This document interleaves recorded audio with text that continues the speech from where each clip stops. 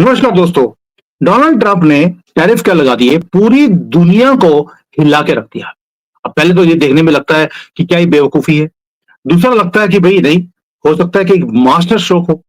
अब एक चार्ट दिखाता हूं आपको मैं। ये चार्ट जो अब लाल वाला नीचे गिरता हुआ दिखाई दे रहा है, ये कोई राहुल गांधी की इज्जत नहीं है जो नीचे गिर रही है हर मिनट में। ये स्टॉक मार्केट है अमेरिका की। अब जो ऊपर का कंपैरिजन है कि पहले 100 दिन में जितने भी प्रेसिडेंट आए तब स्टॉक मार्केट कैसे गई, और ये डोनाल्ड ट्रंप की जो ये सेकंड टर्म है उसके अंदर स्टॉक मार्केट का ये हाल है कि गिरती जा रही है, कंट्रोल नहीं हो रही। ऑलरेडी ट्रिलियंस और ट्रिलियंस ऑफ पैसा जो है लोगों का खत्म हो गया। इन्फ्लेशन बढ़ने के पूरे चांसेस हैं। अलायंसेस पूरे दुनिया के वो शिफ्ट हो रहे हैं। इतना शिफ्ट हो रहे हैं कि जो राहुल गांधी का सेकंड बॉस है, पहला तो सोरोस था, जो दूसरा बॉस है चाइना, वो भारत के कदमों में आ गया है। वो बोल रहा है कि हम चाइनीज मार्केट को खोल देंगे भारतीय प्रोडक्ट्स के लिए। आप समझ सकते हैं, चाइना भारत के साथ अलायंस करने को तैयार है कि डोनाल्ड ट्रंप के इस सुनामी से बचा जाए। एक अनाउंसमेंट, सिर्फ एक अनाउंसमेंट, और पूरी दुनिया हिला के रख दी। ये ऐसा नहीं है कि पहली बार हुआ हो। अमेरिका ने पहले भी किया था। जब अमेरिका दिक्कत में था 30s में, उन्होंने ऐसे ही टैरिफ लगाए थे हर एक कंट्री के ऊपर। 20 से लेकर 25% टैरिफ टैरिफ लगाया था, और पूरे दुनिया में हाहाकार मच गया था। डिप्रेशन, जिसको ग्रेट डिप्रेशन बोला जाता है, वो आया था उस टाइम पर। क्या डोनाल्ड ट्रंप दोबारा से पूरे दुनिया को डिप्रेस करने के बाद अपनी कंट्री को आगे लेके जाने की मुहिम में जुड़े हैं, या इसके पीछे कोई फाइनेंशियल प्लानिंग है जिसको वो इंप्लीमेंट कर रहे हैं? इकोनॉमिस्ट जो दुनिया के हैं, वो उनके अंदर उन्होंने दो डिवाइड कर दिए। एक तो बोलते हैं जो डेमोक्रेट्स हैं, लिबरांडू हैं, वो बोलते हैं कि ये बेवकूफ है, इसको कुछ पता ही नहीं है। जो दूसरी तरफ के, जिसको हम एक्चुअल इकोनॉमिस्ट बोलते हैं, वो बोलते हैं it's a master stroke. America पूरे दुनिया को रीसेट करता जा रहा है, और जो लोग इसमें से पैसा बनाने की कोशिश कर रहे थे हमें बेवकूफ बनाने के लिए, वो सारा कुछ रीसेट होने वाला है। तो इसलिए इस डिस्कशन को करना बहुत जरूरी है। स्टॉक मार्केट ऑलरेडी रिएक्ट कर रही है दुनिया में। हमारी स्टॉक मार्केट के ऊपर क्या होगा, हमने ऑलरेडी कई वीडियोस बनाई हुई हैं। अगर आपको याद होगा, मैंने सितंबर से बोलना शुरू कर दिया था, please come out of the stock market. आप प्रॉफिट को बुक कीजिए, बाहर निकलिए, स्टॉक मार्केट नीचे आएगी। और हमारे यहां पर कई लोगों ने आके मुझे बोला, आप सीसीबी के एजेंट हैं, आपको पैसे दिए गए हैं ये चीजें बोलने के लिए। अब मैं आज उन सारे लोगों से पूछता हूं, कितने पैसे बना लिए आपने? जब मैं बोल रहा था आपको कि इस वक्त मार्केट से बाहर निकलने का टाइम है, जब लॉसेस आएंगे तब आप चीजों को बाई करना, आपने नहीं सुना। आज मैं फिर बोल रहा हूं, दीज आर डिफिकल्ट टाइम्स, और आगे जाकर स्टॉक मार्केट में क्या होगा, this also we will discuss today. Umesh ji, जय सियाराम। जय सिया राम। सर सॉरी, वो इनिशियली मुझे थोड़ा सा बोलना पड़ा to make a ground that what is happening in the world, it is good, it is bad, let people decide. But according to you, जो Donald Trump कर रहे हैं आज की डेट में, क्या दुनिया रिसेशन में जाने वाली है बिकॉज ऑफ हिम, या जो गलतियां थी वो सेट होने वाली है? देखिए, बहुत सारे आयाम है इसमें। देखिए, आपने को मालूम है कि जैसे टैरिफ लगाए हैं 10% अक्रॉस द बोर्ड टैरिफ लगा दी, और कंट्री स्पेसिफिक उन्होंने अलग-अलग तरीके से टैरिफ लगाए हैं। जैसे भारत के ऊपर 27 है, वियतनाम पे 46 है, और बहुत सारे अलग-अलग चीज़ें। रशिया पे उन्होंने टैरिफ नहीं लगाया, ये भी बता देता हूँ। अच्छा, कल क्या हुआ था वो देख लेते हैं। कल डाउ जोन्स 2231 पॉइंट गिरा था, और गिफ्ट निफ्टी डाउन है 883 पॉइंट्स अभी तक। तो इसका मतलब है कि मंडे को भारत के अंदर ब्लैक मंडे मनाया जाएगा। Nifty will go down by around 700 to 800 points based on GIFT Nifty का अभी जो डेटा आ रहा है, आज अभी सैटरडे को जो डेटा है। तो कहीं न कहीं मैसिव करेक्शन होगा, और एक अच्छा भी है कि एक साथ ही हो गया, बढ़िया हो। तो मेरे हिसाब से कल जो करेक्शन हुआ, ब्रॉड बेस्ड करेक्शन हो चुका है। 2 दिन कंटिन्यूअसली गिरा है, और आपने देखा होगा परसों $3 ट्रिलियन और कल 5 ट्रिलियन, तो 8 ट्रिलियन गया। और बताया जाता है कि जब से डोनाल्ड ट्रंप आए उस बीच से अराउंड 12 से $13 ट्रिलियन चले जा चुका है स्टॉक मार्केट से। तो आप समझ लीजिए 12 ट्रिलियन का भारत की 3 times, it is equal to 3 times the GDP of India.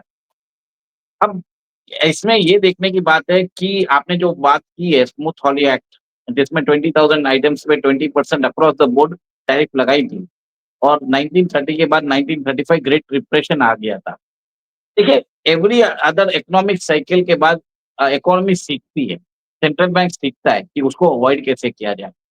आपको मालूम है 2008 में क्या किया था, आपको मालूम है 2020 में क्या किया था, अब 2025 में भी वही करना है।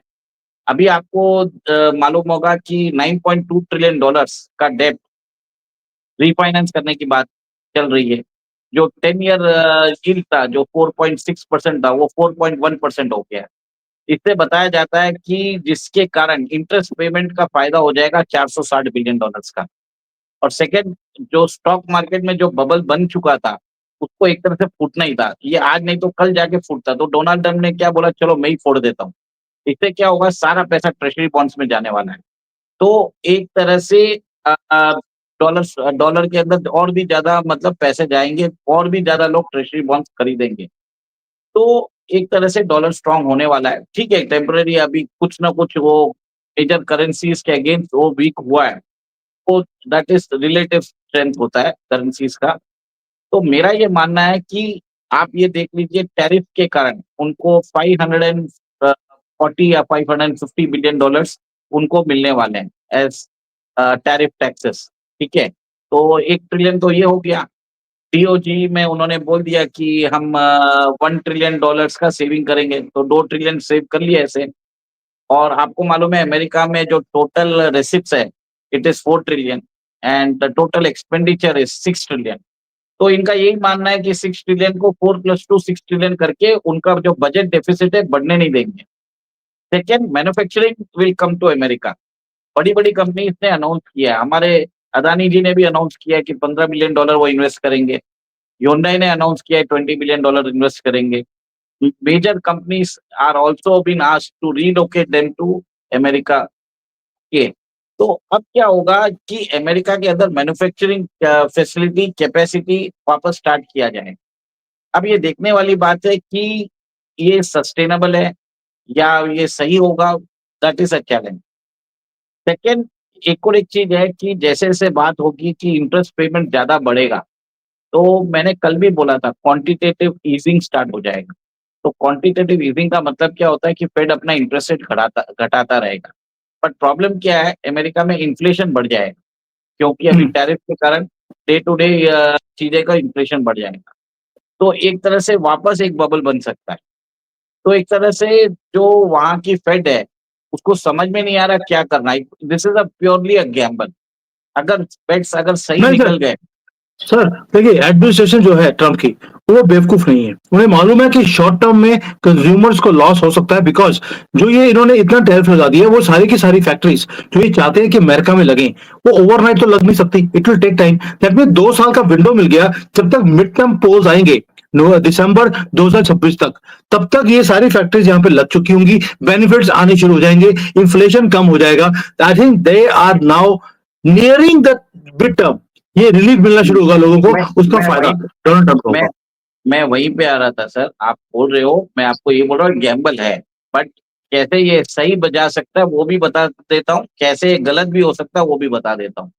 हम्म, अभी खबर जैसे आई है कि इंडिया नेगोशिएट कर रहा है एक बायलैटरल ट्रेड एग्रीमेंट के लिए, और अमेरिका के बहुत सारे प्रोडक्ट्स पे उन्होंने भारत ने टैरिफ कम कर दिया। वियतनाम वियतनाम भी बोल रहा है कि हम आपके ऊपर टैरिफ कम कर देंगे, क्योंकि वियतनाम पे टैरिफ 46% लगाया है। और अभी आपको मालूम है नाइकी का जो भी जो शूज़ आते हैं वो पूरे वियतनाम से आते हैं। तो कहीं न कहीं इस कारण अमेरिका के अंदर वियतनाम को बहुत ज़्यादा नुकसान हो रहा है। और अमेरिका ने जानबूझ के वियतनाम के ऊपर टैरिफ लगाया, क्योंकि बताया जाता है कि चाइनीज़ कंपनी ने उधर प्लांट्स लगा दिए हैं। तो कहीं न कहीं वो बायलैटरल ट्रेड एग्रीमेंट करेंगे, ऐसा करेंगे which will be helping American interest. देखिए, ये जो टैरिफ लगाया है कंट्री स्पेसिफिक, उसके अंदर प्रोविजंस डोनाल्ड ट्रम्प चाहे तो अल्टर कर सकते हैं आफ्टर नेगोशिएशन। सेकंड, आपने देखा है कि रशिया के ऊपर उन्होंने टैरिफ नहीं लगाया, और अभी रशिया डायरेक्ट इन्वेस्टमेंट फंड के जो चीफ है, उन्होंने बोला है कि he is coming to America to revive the times. और रशिया के पास क्या है? रेयर अर्थ में एलिमेंट। और आपको मालूम है कि कल चाइना ने 34% रेसिप्रोकल टैरिफ लगा दिया। कुछ 11 से 12 रेयर अर्थ एलिमेंट्स है जो उनके जो military semiconductors EV non renewable में लगता है, उसके वो सारे एलिमेंट्स बैन कर दिए। अब आपको मालूम है अमेरिका के पास टेक्नोलॉजी तो है ही और आज चाइना के पास 70% प्रोसेसिंग कैपेसिटी है रेयर अर्थ एलिमेंट्स की। तो 30% कहीं न कहीं है, तो 30% एक्सपेंड किया जा सकता है। आपको चाहिए रेयर अर्थ एलिमेंट के आपको कोर चाहिए। वो जो कोर है रशिया देने को तैयार है, ठीक है? यूक्रेन भले ही डील करे नहीं करे, उससे कोई फ़र्क नहीं पड़ता अमेरिका को। वो रशिया से कर लेगा, कोंगो से कर लेगा, उसको बहुत लोग देने को तैयार है। उसको सिर्फ डॉलर छापने हैं और बाकी देना है। सेकंड, आपको ये भी मालूम होगा कि क्यों ये फेल हो सकता है, उसमें भी बात कर लेते हैं। क्योंकि चाइना क्या कर रहा है, अपने आप को एक अल्टरनेटिव मैकेनिज़्म उसने करेंसी का चालू कर दिया। हमने बात भी की थी कि कैसे चाइना अपना खुद का डिजिटल युआन सिस्टम बना रहा है। वो पे digital silk route digital BRI बोलते हैं।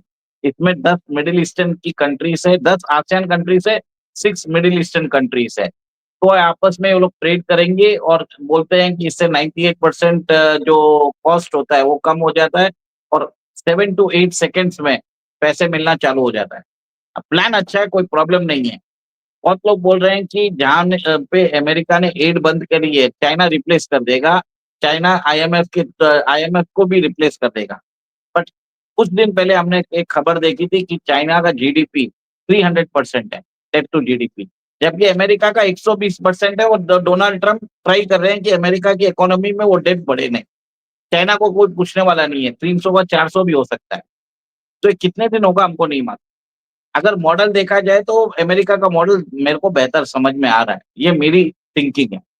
और चाइना भी ट्राई करेगा कि वो जैसे वो भारत के साथ इम्प्रूव करने की कोशिश करेगा। वो ताइवान को अभी एनसर्कलिंग कर रहा है, तो वो भी अपना प्रॉब्लम क्रिएट करने की कोशिश करेगा अमेरिका के लिए। बट अमेरिका ने क्या किया, सारे वर्ल्ड के अंदर इकोनॉमिक कियोस्क क्रिएट कर दिया। अब यूक्रेन को उन्होंने बोल दिया तुमको मानना है तो हमारी बात मानो, हमको तुम्हारे से कोई बात नहीं करनी है, ठीक है? हम उन्होंने इकोनॉमिक जो बोलते हैं डिटोनेशन कर दिया है, टैरिफ डिटोनेशन। अब सर, इसका impact will be felt by all the persons on the planet, okay? और अब ये अमेरिका स्पेसिफिक अमेरिकन इंटरेस्ट के हिसाब से ट्रेड डील्स होगी वन ऑन वन। तो इससे भी बेनिफिट निकलेगा अमेरिका को। जो अभी प्रोजेक्टेड बता रहे हैं 2 ट्रिलियन से जो तो बेस मिनिमम है, उससे ज़्यादा ही होगा। जैसे अभी वियतनाम क्लाइम डाउन कर लिया, भारत ने क्लाइम डाउन कर लिया है और आपको मालूम है जेडी वैन्स आने वाले हैं अभी, ठीक है? तो कहीं न कहीं आप ये देखेंगे कि F-35 की भी बात होगी, ठीक है? तो बहुत सारे जो एग्रीमेंट्स हैं, अमेरिका वो भी पुश करने की कोशिश करेगा कि वो अपने वेपन्स बेचे और अमेरिका में वे मैन्युफैक्चरिंग कैपेसिटी बढ़े और वो आपको मालूम है 25% इम्पोर्ट ड्यूटी डाल दिया ऑल कार्स के ऊपर। तो अमेरिका में मैन्युफैक्चरिंग ऑफ कार्स स्टार्ट हो जाएगी। जो ऑटोमोबाइल है, डेट्रॉइट है, वो सब वापस सर, मुझे लगता है कि कहीं ना कहीं जो अमेरिका है उन्होंने डबल गेम खेली है।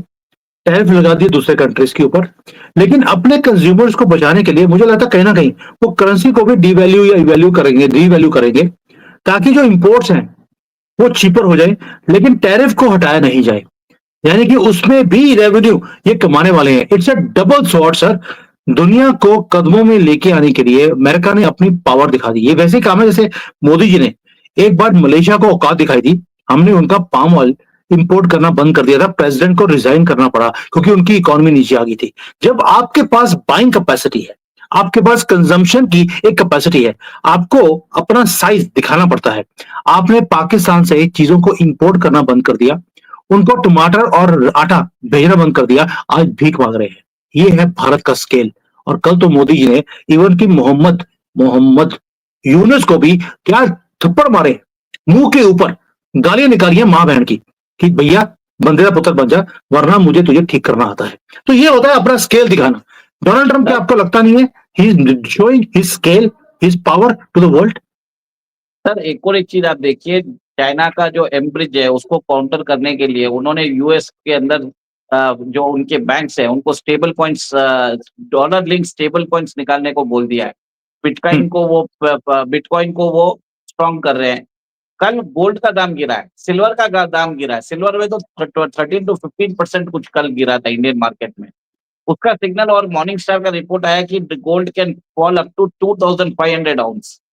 तो बात ये हो रही है कि जैसे-जैसे लोग जो गोल्ड ले रहे हैं, सेंट्रल बैंक्स जिनकी जो करेंसी जिनका जो रिज़र्व्स गोल्ड में बढ़ रहा है, उनके दाम भी कम होते जाएँगे। उनकी भी जो भी बैलेंस शीट है वो धीरे-धीरे कम हो जाएगी और एक तरह से क्रिप्टो को इन्फ्लेट किया जा रहा है। कल बताया जाता है कि जो global crypto market went up to around 6 trillion dollar. तो जो पैसा है, कल जो स्टॉक मार्केट में गिरा है, उसका वहाँ पे चैनलाइज़ेशन हुआ क्रिप्टो मार्केट में। तो अमेरिका क्या कर रहा है, क्रिप्टो मार्केट को बढ़ावा दे रहा है। डिजिटलाइज़ेशन जो ब्लॉकचेन टेक्नोलॉजी पे है। चाइना का चाइना अपना खुद का डिजिटल युआन निकाल रहा है, वो स्टेट कंट्रोल्ड है। अमेरिका क्या कर रहा है कि प्राइवेट वाले को अपने साथ मिला के उसको और ज़्यादा उसको प्रमोट कर रहा है। तो एक तरह से इसको बोलते हैं कंट्रोल्ड डेमोलिशन। तो या और आप एक चीज़ न स्टेटमेंट और भी देख लीजिए, डोनाल्ड ट्रम्प ने कल भी स्टेटमेंट ब ब बोला है कि the stock market will rebound. तो इस आपको भी समझ में आता है कि वो बिज़नेसमैन है और जब नीचे गिरता है तो किसके पास पैसा होता है और कौन वापस बेच सकता है। तो आपको समझना चाहिए कि we have to think on those lines as well. और अभी तो क्वांटिटेटिव ईजिंग जो है, वो तो चालू होगा। जेरोम पावेल सबको फोर्स किया जाएगा। अभी तो डूम एंड ग्लूम का सिनेरियो पेंट किया जाएगा। लोग बात करेंगे ब्लैक मंडे ऑफ 1987। आप देखिए अभी मंडे को ब्लैक मंडे ऑफ 1987 से कंपैरिज़न चालू हो जाएगा और उसके बाद बात आएगा एक माहौल बनाया जाएगा कि quantitative easing will have to be started. सारे सेंट्रल बैंक्स को बुलाया जाएगा। तो सब लोग सर अगर वॉरेन क्वांटिटेटिव स्टॉक मार्केट जो उसने बोला है कि रिबाउंड करेगी, वॉरेन बफेट तो इस मोमेंट के लिए वेट कर रहा था। $380 बिलियन वो लेके बैठा है कैश कि जैसे ही स्टॉक मार्केट नीचे गिर रही है उसने बाई करना है और जैसे बाइंग शुरू सर होगा स्टॉक मार्केट रिबाउंड कर जाएगा। सर $650 बिलियन है सर। बर्कशायर हैथवे का अलग है, उसका पर्सनल वेल्थ अलग है। दोनों मिला के $650 बिलियन है। तो सर आप देखिए, एक आपको लगता नहीं है कि जो ये डोनाल्ड ट्रम्प ने किया है, एक सिग्नल तो दे दिया उसने ग्लोबल ऑर्डर के रीसेट के लिए। नेटो से बाहर निकलने की बातें बोल रही हैं, ईयू के साथ टाइज को वो खत्म करने की बातें कर रहे हैं, डिप्लोमेटिक स्पेस जो है रशिया के साथ, सऊदी अरेबिया के साथ वो शुरू करने की बातें बोल रहे हैं। भाई मुझे लगता है कि एक 100 दिन में जो एक सुनामी उन्होंने बोला था कि बहुत बड़े बड़े काम, वैसे मोदी जी ने कहा था कि दो थर्ड टर्म के पहले 100 दिन में मैं बहुत काम आने वाला है, आपको मैं सोने नहीं दूंगा। वैसे तो सोने दे नहीं रहे किसी को भी, लेकिन डोनाल्ड ट्रम्प ने वो करके दिखाया पहले 100 दिन में ऐसे ऐसी सुनामी कि भाई मजा आ गया। सर आगे जाकर आपको क्या लगता है भारत की स्टॉक मार्केट कैसे रिएक्ट करेगी? अमेरिका का मालूम है इस there stock market is going to rebound, what about India? Sir मैं उससे पहले एक चीज़ बोलूँगा, रशिया का एंगल वेरी मच इम्पोर्टेंट है। हम्म। रशिया के ऊपर उन्होंने टैरिफ कुछ भी नहीं लगाया है और आपको मालूम है कि अभी रशिया के जो डायरेक्ट इन्वेस्टमेंट फंड के चीफ है, वो अमेरिका में जाने वाले हैं और वहाँ पे investment of American firms in Russia को चालू करवाने वाले हैं। और और डायरेक्ट फ्लाइट सर्विसेज चालू करने वाले हैं, कॉन्सुलेट्स ओपन होंगे वापस, डिप्लोमेटिक टाइप्स रिज़म्पशन होगा। तो कहीं न कहीं अब क्या है, उन्होंने बोल दिया है यूक्रेन और यूरोप को, तुम भाड़ में जाओ, तुमको साइन करना तो ठीक है, मैंने अपना टैरिफ लगा दिया है, मैं रशिया के साथ अपना जो है रेयर अर्थ मिनरल्स मैं ले लूँगा। चाइना को बोला तुम भाड़ में जाओ, मुझे तुम्हारी ज़रूरत ही नहीं है। मेक्सिको को मैंने तैयार करके रख दिया है, ठीक है? बाकी कंट्रीज़ को बोल दिया है, अगर तुमको हमसे कंसेशन चाहिए, चुपचाप फ़ोन करो, हम जो बोलते हैं वो करो और आपको फ़ायदा हो जाएगा। दिस इज़ कॉल्ड जो बोलते हैं ना American hegemony, American exceptionalism in its crudest form आप देखने को मिला है, ठीक है? अब इसके भारतीय स्टॉक मार्केट पे क्या इम्पैक्ट होगा? Short term sir Monday it will be a black Monday और जो ब्लैक मंडे 1987 का है उसको उसके साथ कंपैरिज़न होगा। Nifty grips Nifty is down by 883 points. तो अभी देखा जाए तो कल हम 23,000 पे कुछ बंद हुए थे, तो मेरे ख्याल से कल 22,000 तक भी आ सकता है एक बार में। और उसके बाद market will be sideways for some days और अगर फेड ने स्टेटमेंट दे दिया कि वो क्वांटिटेटिव ईजिंग मतलब जो फेड रेट है कम करते रहेंगे, तो उसके कारण मनी सप्लाई मार्केट में बढ़ेगी और उसके साथ वापस रिबाउंड चालू हो जाएगा। जिस स्केल में गिरा है उस स्केल में रिबाउंड भी हो सकता है। All depends on how the Fed gives the statement. एक पॉलिसी स्टेटमेंट, एक आउटलुक अगर इश्यू करता है, और सर फेड अकेला नहीं कर सकता, they have to speak to major central banks across the world. वो ईसीबी से बात करेगा, बैंक ऑफ जापान से बात करेगा, आरबीआई से बात करेगा, पीपल बैंक ऑफ चाइना से बात करेगा। ये कोऑर्डिनेटेड पॉलिसी होगी। तो कहीं न कहीं आप देखेंगे ट्रेड वॉर चालू हो गया है, ट्रेड वॉर से करेंसी वॉर चालू हो गया है। डी-डॉलराइज़ेशन के एक्सपर्ट्स हैं, वो लोग चालू हो जाएँगे, देखो डॉलर अभी बर्बाद हो जाएगा, डॉलर खत्म हो जाएगा, ये सब बात करेंगे। बट जब उनको बोला जाएगा कि डेब्ट टू जीडीपी अमेरिका का 120% है और चाइना जो उसका क्लोज़ेस्ट कॉम्पिटिटर है 300% है, उसका उनके पास कोई जवाब नहीं रहेगा। और जब हम हम्म। पूछेंगे कि टाइमलाइन बताइए कि डॉलर कैसे गिरेगा? आज $1 इज़ 85। आप मुझे ये बताइए 26 में कितना होगा, 27 में कितना होगा? एक फिगर बोल दीजिए ना, 85 है, 26 में 70 हो जाएगा, 27 में 50 हो जाएगा, 28 में 30 हो जाएगा, और फिर बाद में ऐसा भी हो सकता है $1 ₹1 भी हो सकता है। वो टाइमलाइन दे दीजिए, तो हमको भी मालूम पड़ जाता है कि क्या होता है, क्या नहीं होता है। वो सब बात नहीं होती है। क्या है, डॉलर 70 से 87 तक पहुँच गया है। अब 87 से 80 पहुँच गया, तो उसको वो लोग बोलेंगे देखो मैंने बोला था डी-डॉलराइज़ेशन। सर 2000 में भी क्रैश आया था, ठीक है? उस समय सर स्टॉक्स सर वो एक चीजें सारी ठीक है, और this is not the matter. Matter ये है कि जो ये सारे टैरिफ लगे हैं, मैं चाइना में बैठा हूँ, मुझे एक चीज का मालूम है कि टारगेट चाइना ही है। तभी मैक्सिको, कनाडा, वियतनाम, जहां जहां पर चाइना ने अपनी फैक्ट्रीज लगाई थी, वहां वहां पर टैक्स 40-50% लगा दिया, ताकि चाइना की बैकबोन को तोड़ा जाए। अब चाइना भी सोच रहा है कि क्या करेंसी को जितना डिवैल्यू होकर रखा है उसको अप्रिशिएट किया जाए। कुछ ना कुछ तो करना पड़ेगा, नई अलायंसेस को बनाना पड़ेगा, चाइना को अनकंफर्टेबल जोन में वो लेके जाना पड़ेगा अपनी कंट्री को, अगर उसे अपनी कंट्री को बचाना है। यानी कि डोनाल्ड ट्रंप ने एक मूव से चाइना जैसी कंट्री, जो आज एक गरीब कंट्री नहीं है, वो बड़ा कंट्री है, उसके ऊपर डेट ज्यादा है, आई अंडरस्टैंड, हाई कैपेसिटी है एक्सपोर्ट की, मैन्युफैक्चरिंग की, सब कुछ है, उसने फोर्स कर दिया चाइना को अपनी करेंसी को रीसेट करने के लिए, रिलेशनशिप्स रीड्रॉ करने के लिए। अब फैंटानिल को भी रोकना पड़ेगा, चाइना को भी, कनाडा को भी, मैक्सिको भी।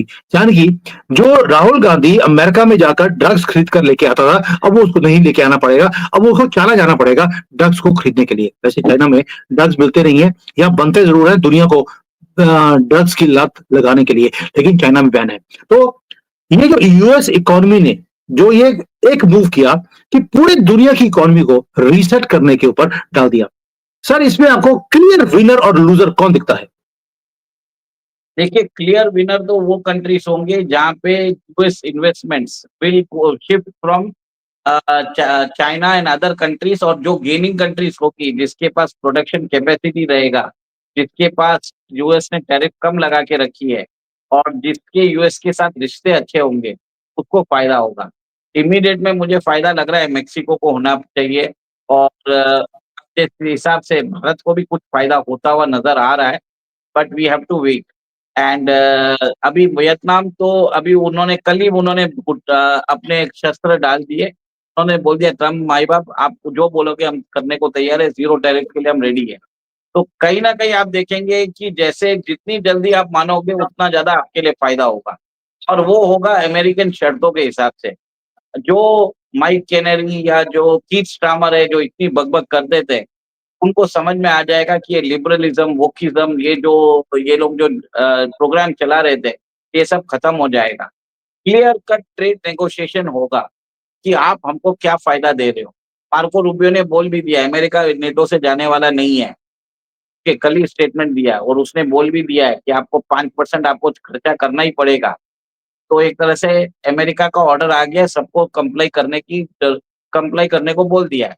और जो-जो कंट्रीज़ कंप्लाई करेगा उसके ऊपर टैरिफ कम कर देंगे, और जो नहीं किया उसके ऊपर और बढ़ा देगा। स्पेसिफिक होगा सर, आप देखिए एक-एक कंट्री के हिसाब से, एक-एक जो ज़ोन के हिसाब से होगा। अब अमेरिका अपना दादागिरी बताएगा, और कोई कंट्री नहीं माना तो 80 कंट्री में 800 मिलिट्री बेसेस हैं। ईरान भी बोलने लग गया कि मैं इनडायरेक्ट टॉक्स के लिए रेडी हूँ पहले, फिर अब बोलता है डायरेक्ट टॉक्स के लिए भी रेडी हूँ, ठीक है? तो रशिया के जो डायरेक्ट इन्वेस्टमेंट फंड के जो चीफ है, वो अभी वॉशिंगटन जा रहे हैं। सर काम तो हो रहा है ना सर, वो देखिए। और सेकंड, अमेरिका में इन्वेस्टमेंट्स आएगा, अमेरिकन इकोनॉमी को बूम मिलेगा, और अमेरिकन इकोनॉमी का बूम मिलेगा तो वापस अमेरिकन स्टॉक मार्केट ऊपर होगा, उसका स्पिल ओवर इफेक्ट भारतीय इकोनॉमी पे भी आएगा। तो कहीं न कहीं इंटीग्रेशन होगा, बट भारतीय इकोनॉमी में कुछ सेक्टर्स की प्रॉब्लम रहेंगे। मैं वही बता रहा था, वो प्रॉब्लम पहले भी आ चुके थे। 2000 में भी हमको मालूम है there was a dot com boom crash. 2008 में भी हमने देखा था there was a subprime crisis और हम 1 साल में उभर चुके थे। तो बहुत सारे एक्सपर्ट्स जो बोल रहे हैं ना कि gloom and Doom scenario for IT sector, मैं नहीं मानता सर। जितना भी हो जाए नोबडी कैन रिप्लेस। एआई एक तरह से आज बोल सकते हो कि कुछ ना कुछ काम कर सकता है, पर फुल प्रूफ नहीं है सर। उधर भी कोडिंग का मिस्टेक होता ही है और लोगों को एक बार चल जाता है कि चलो ठीक है, एक बार कर लेता है। सस्ते में क्या होगा, टाइम कम लगेगा, कॉस्ट कम लगेगा, वो करके दे देगा, पर ड्यूरेबिलिटी नहीं रहेगी, लॉन्जेविटी नहीं होगी। और अगर किसी प्रोसेस में अगर प्रॉब्लम क्रिएट हो जाता है due to the AI enabled AI generated code, तो आप क्या करोगे? कहीं न कहीं आपको कस्टमाइज़ेशन के लिए लोग तो चाहिए और भारत के अंदर सॉफ्टवेयर वाले ज़्यादा कस्टमाइज़ेशन करते हैं। तो हम्म। जो हमने देखा है 2008 में भी मैंने देखा है, 2000 में भी देखा है, 2008 में भी देखा है। 2020 में भी यही बात हुई थी, पर बाद में रिबाउंड हुआ। Sir ultimately world is getting digitalized. जितना भी एआई कर लो, surveillance system of humans is important और एआई जितना ज़्यादा यूज़ करोगे, उतना ही ज़्यादा वापस ह्यूमन इंटरवेंशन की ज़रूरत पड़ेगा, क्योंकि उसको सँभालने के लिए भी तो ह्यूमन्स चाहिए। बिल्कुल सही कह रहे हैं सर। यानी कि डोनाल्ड ट्रंप ने जो ये टैरिफ लगा दिया, देखने में ये लगता है कि ये राहुल गांधी की इज्जत नीचे गिर रही है, लाल वाली।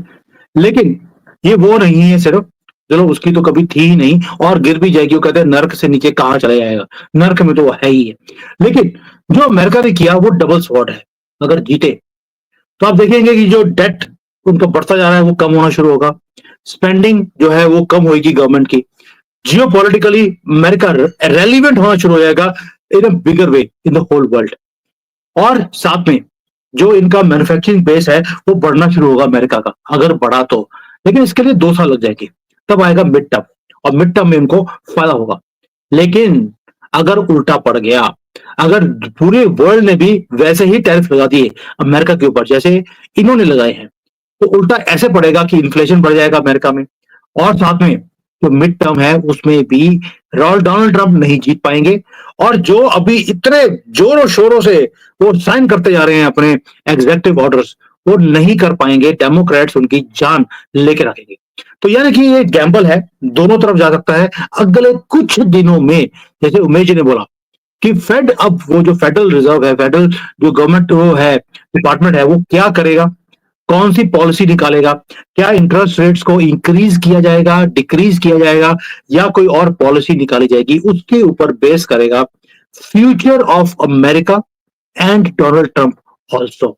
तो देखते हैं अगले कुछ दिन, जो इकोनॉमिक्स को समझते हैं, फाइनेंस को समझते हैं, उनके लिए एक जिंदगी भर का लेसन होगा कि this is how finance and economics works. और जो बड़ी कंट्रीज हैं वो अपना दबदबा कैसे बनाती हैं। It is very very interesting times. Thank you मेजी, थैंक यू। जय श्री राम। जय सिया राम।